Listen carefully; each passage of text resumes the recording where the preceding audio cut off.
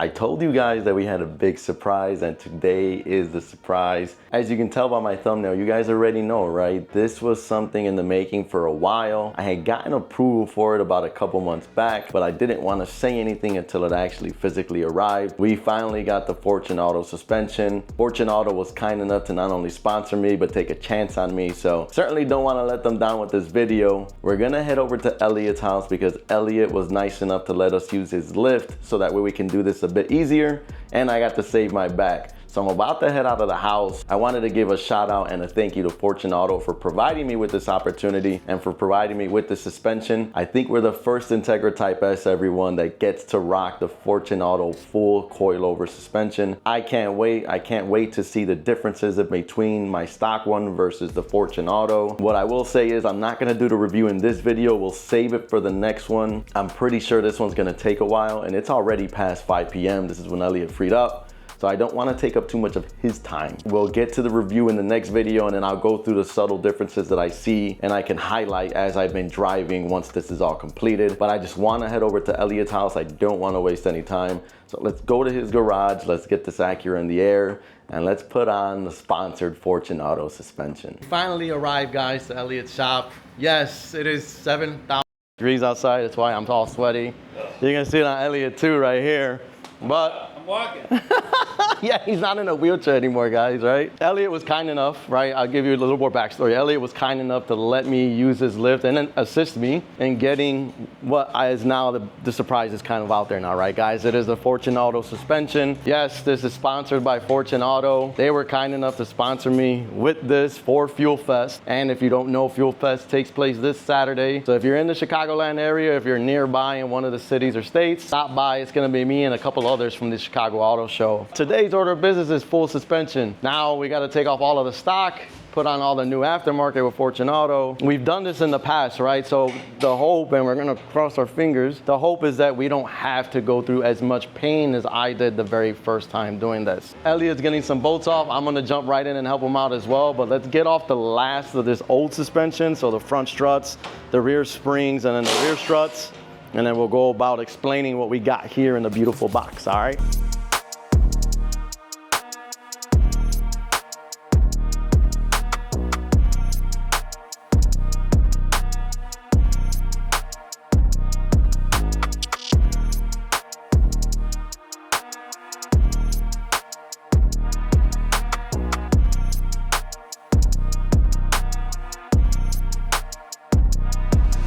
Front suspension is all out, guys. As you can see here, we got the driver's side, and we'll make our way over here really quickly to the passenger side. And here's the stock ones, boys. You guys haven't seen this until since we did the last suspension video, which was what, 2 years ago, for putting on the lowering springs. Now I am curious to see how this is gonna drive because the Acura does drive really smooth. So I'm hoping that with staying within the same specs with the Fortune Auto suspension, we don't lose anything. I am already losing the ability to go between my modes for comfort, right? So I'm not gonna have access to the adaptive suspension that I do right now, but we'll see kind of how that plays out with a new suspension and one focused on for a car like this. So we'll get the rears out now, and then we'll open up the box so we can showcase what we got.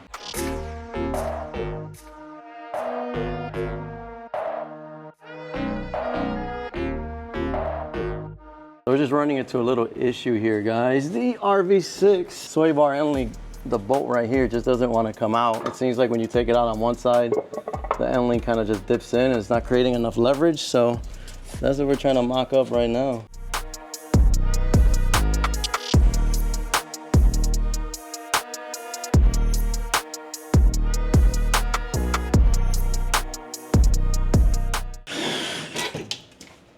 Oh, dude.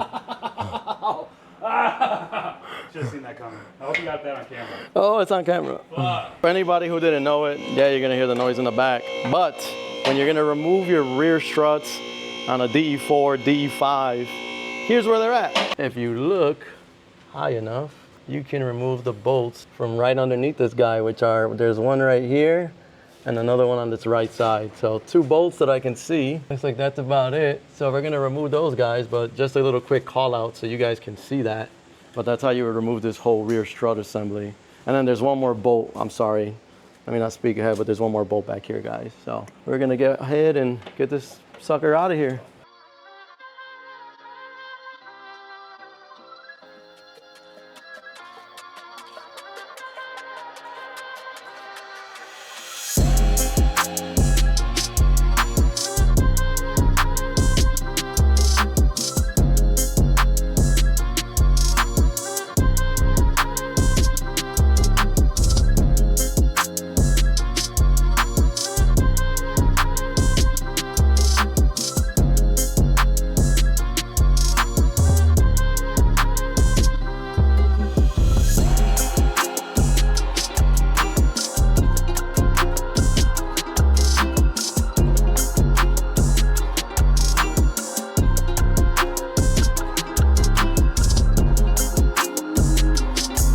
And here it is, guys, right? This is the full Fortune Auto suspension. Now, I stayed with the divorce setup. Like I said, I didn't want to change too much on it. Just wanted a bit more adjustability, a bit more stiffness. I didn't want to change way too much in terms of what the car already had. The only thing that I have seen that's missing that I thought that did come with the kit as a call out is there should be a bypass for the adaptive suspension. It wasn't included in the kit. I guess I'm gonna have to order one, which means we're gonna have to take off the wheels again. But I'm gonna have to speak with Fortune Auto and see exactly what I should do about it, what they recommend to order, or even if they have one that they do carry in stock. Here's the setup. As you guys can tell, fully adjustable. I'm excited, I'm happy. Elliott's waiting in the back. He looks excited too, right? But let's just get this all on here. We're gonna go step by step with this one. And part two, I'm actually very thankful for Elliott because he is already worked with Fortune Auto. So he has it on his Acura TL. He knows how to work with it. I don't, this will be my first time. So it gives me the opportunity to learn, but then also he can kind of show me any ins and outs that I may need to know. So let's get back on the car. You wanna start with the easy one, the front? Yeah, let's do the front. Yeah, so we'll get going on the front first. Oh, the kit did too. One thing before we kick off on the front, the kit did include new end links. So it did come with new adjustable end links for the front. We're gonna have to run these. I was gonna probably just adjust it with my stock one to see kind of what we get, just to try to stay in the same range that I do have already when I got the car aligned. So let's jump on the front, let's make all the swaps, and let's see how this kind of sets up and looks afterwards.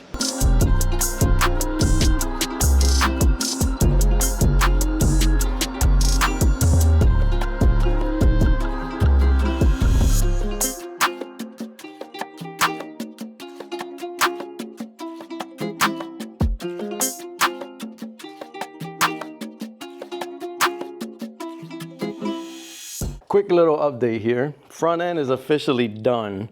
Now we get to move on to the rear. But before we move on to the rear, let me show you what we got done so far. And the light's picking that up nicely. But as you can see, guys, we got it fully in here, right? And we got the new end link that was provided by Fortune Auto as well inside. I will say it did come with these washers. And the washers actually are used for the suspension. So you'll see like there's two round ones with like a part of it that's like an insert, and then the insert goes inside and then you put the bolt right through it. You might get a better visual of it up here if you can see it on here. But that's pretty much it. Outside of that, everything else was the norm. I think from the top of the spring to the bottom of the spring, I think it was 5 3/4 is what we set spring load at. That's based off what we've seen on another video, so we'll mess with it as we need to, but we're gonna try to get the rear end dialed in right now. And that should be it in terms of what we need. The only thing that we do need to check here is, obviously, since this is a divorce setup that I stuck with, spring in the rear that goes on that lower B-arm, you're gonna have to see how this sets. Is it like this or is it like this? I believe it's like this. And the directions say that it needs to, says that the spring perch needs to be installed above the spring. So Be like this. it has to be like this. The only way I can think of that. But we'll see right now. We'll look at a video. Like I said, this is the only difference, guys. Divorced versus, you know, a true coilover setup where the spring is built inside. I just didn't want to opt for that route. So let's get these guys in. I'm gonna prop the camera up. We're gonna get to some work.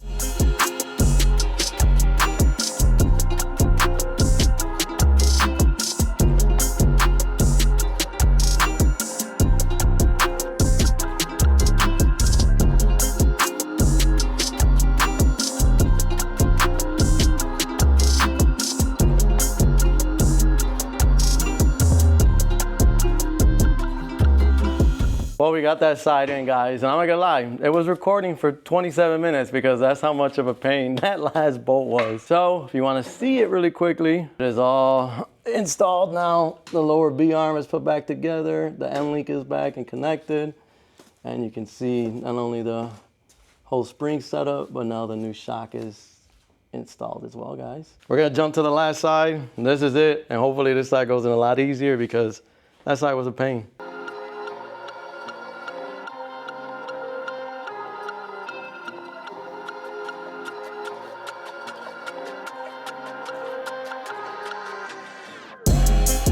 First attempt failed, guys. This is attempt number 2 now.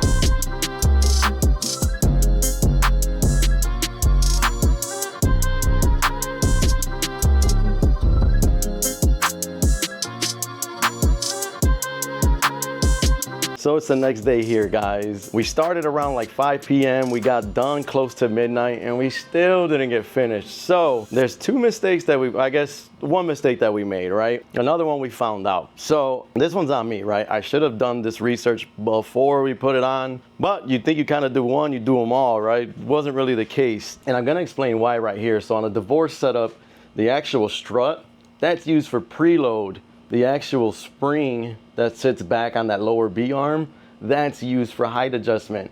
We thought it was the inverse, right? So we're adjusting the entire strut when in reality we're thinking we're lowering and raising the car. No, we were messing with the preload. So I have to go back in here and adjust it because if you'll notice right here, you see my spring is loose, and that's because there's just not enough preload on this guy.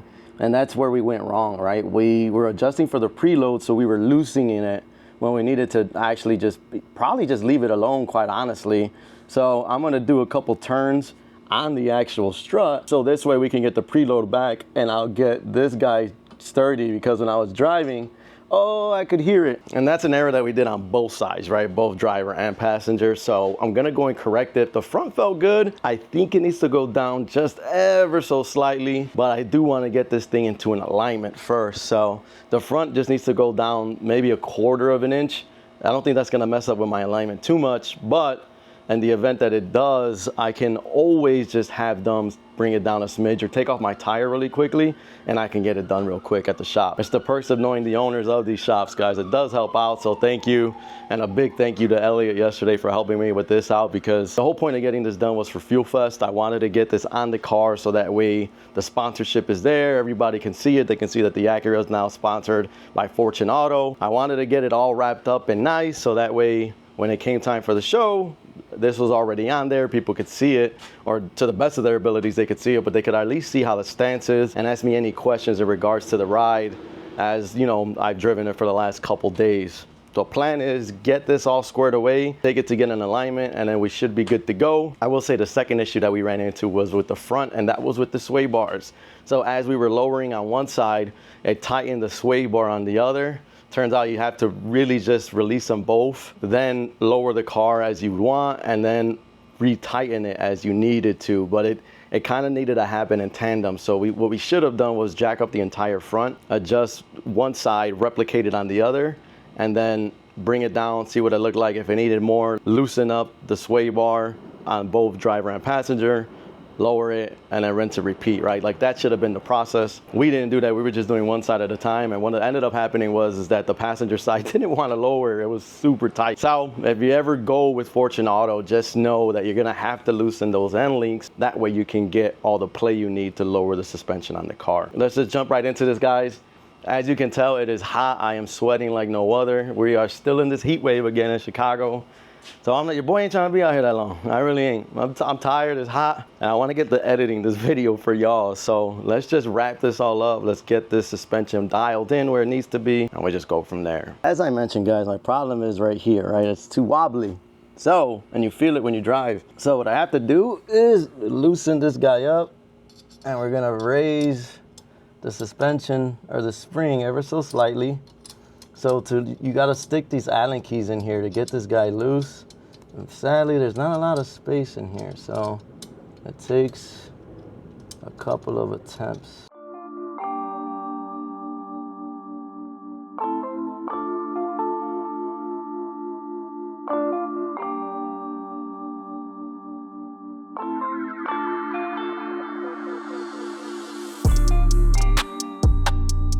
As an update, guys, we got the spring now adjusted. You can see now I have no play in this boy. But so what I did was I looked at the instructions online for the Integra Type S. Fortune Auto recommends that you compress this spring 1/8 of an inch. So measure the spring total when it's not obviously compressed, and then take off 1/8 of an inch, and that will be your measurement. So what I'm gonna do here is I'm just gonna measure the spacing in between this perch, and then I'm just gonna replicate it on the passenger side, and that should give me the same, obviously the same result. I'll still measure the spring, but everything in here should be my indicator. What I'll do now is just tighten this guy up, and that should be it for her. Other than that, I did readjust the spring rate on the strut itself. I set it back to 4 inches between the spring, between the perch and then the ending of it. So we'll see kind of how this feels. This is gonna be a lot of me driver's seat time, seeing if I like it, if I don't, etc. Other than that, the last thing that I'm gonna double check is this guy right here. Kind of like in the front where you can adjust your stiffness and your softness. I'm just gonna turn it all the way to the left and then count how many clicks it takes to get all the way to the right. Left should be soft, right should be hard. And I'm just gonna leave it centered in the middle. I think the middle is a good starting point, and then we can tweak it from there as needed. The good thing is I could just slide under the car and adjust this. I shouldn't have to take off the wheel. At least I don't think I will. Nonetheless, I'm gonna adjust this as well. So we're gonna do that right now. Everything else is kind of set up. I just have to see what the tire looks like when we mount it, and then if we're gonna go up or if we're gonna go down in terms of my suspension. Hopefully it gives me that 1/2 inch that I wanted in the rear now, but we'll find out here shortly, guys, all right? We're getting close, guys, we're getting close. I believe the driver's side I'm gonna leave alone. So, and I say leave it alone because as of right now, I have a 1-finger gap. So you look, and it goes, I just raise it ever so slightly again, but when I drop it again, it's literally on my finger. So I don't wanna go too, I don't have a 2-finger gap here, I have a 1-finger gap with it in the well. On the other side though, on the passenger side, it's way higher. I got a 2-finger gap here, so I'm gonna have to lower this side a bit. I thought it would be squared out, but I guess not. This part of the process is super tedious, just going up and down, especially when it's 100 degrees outside. Not exactly the most fun, but we gotta get it done, right? I need to get this thing on the alignment. So let's fix the passenger side and let's see how we get it.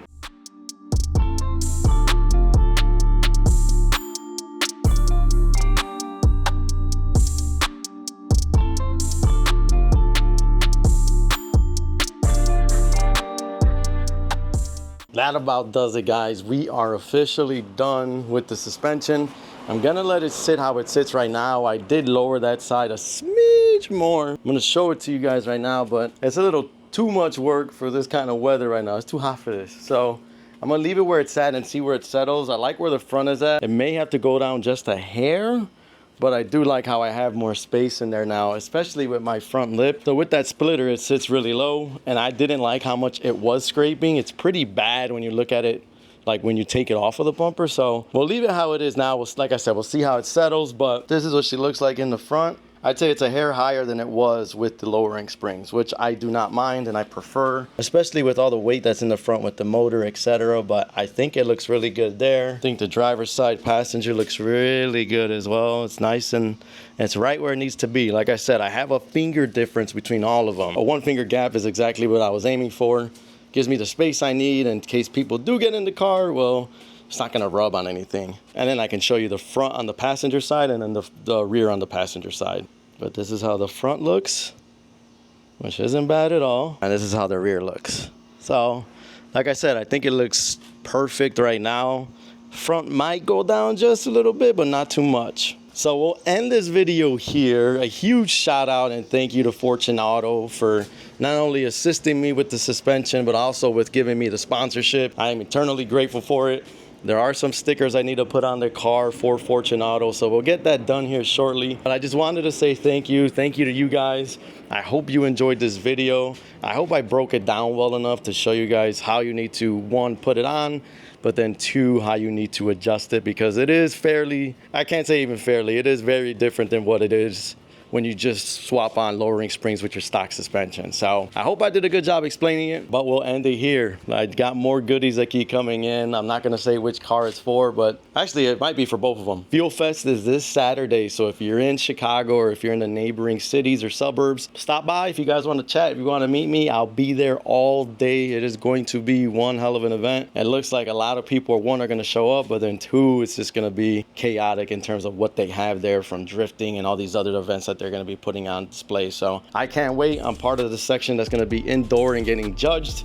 So we'll see kind of how that looks like, but I wanted to get the suspension on there for the show. That way we can kind of pay forward what Fortunato paid for me for the suspension with the sponsorship, guys. So I'll be there. If you want to stop by, please do. I'd love to chat, love to meet all of you guys. I'll leave you all with that. I'll leave you here because, as you can tell, I'm sweating all over again. I just want to be inside and get me some nice, refreshing cold water. So if you enjoyed the video, be sure to like it, be sure to comment, subscribe to the channel, and forward this video out as much as you can. I think I am one of the first owners with the Integra Type S running a full Fortunato suspension. So I think I am, don't quote me, but I haven't seen anybody else do it. But with that, guys, as always, go ahead and take it easy because I am out.